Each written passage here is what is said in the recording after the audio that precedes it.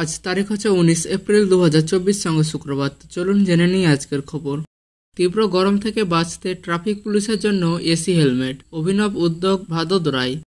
রোদ বৃষ্টির প্রতিকূলতাতেও কর্তব্যে অবিচল থাকতেই হয় তাদের, কারণ শহরের যানবাহন নিয়ন্ত্রণ করা এবং পথচলতি আমজনতার নিরাপত্তার দায়িত্ব যে তাদেরই কাঁধে। এই মুহূর্তে দেশ জুড়ে গ্রীষ্মের তীব্র দাপট চলছে। এই পরিস্থিতিতে ট্রাফিক পুলিশদের সুবিধার্থে অভিনব উদ্যোগ নিল গুজরাটের ভাদোদরা সিটি ট্রাফিক বিভাগ। এসি হেলমেট ব্যবহার শুরু করলো তারা। এই হেলমেট নির্মাণ করেছেন ভাদোদরা আইআইটির পড়ুয়ারা। জানা গিয়েছে 450 পুলিশ কর্মীকে এই হেলমেট দেওয়া হয়েছে। কি বৈশিষ্ট্য এই হেলমেটের? এতে রয়েছে ব্যাটারি, যার সাহায্যে চালিত হয় হেলমেটে থাকা যন্ত্রটি। এর কাজ পরিধানকারীর শরীরে তাপমাত্রার ভারসাম্য বজায় রাখা।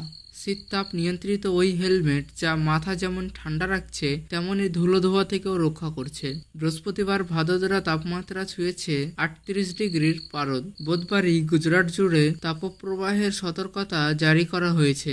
তাপমাত্রা ছুঁতে পারে 42 ডিগ্রি। এখানে গরম শুকনো আর্দ্র নয়, ফলে তাপপ্রবাহে দীর্ঘ সময় রোদে থাকা অত্যন্ত বিপজ্জনক। এই পরিস্থিতিতে গুজরাটের ট্রাফিক পুলিশের জন্য এমন অভিনব উদ্যোগ প্রশংসা পাচ্ছে।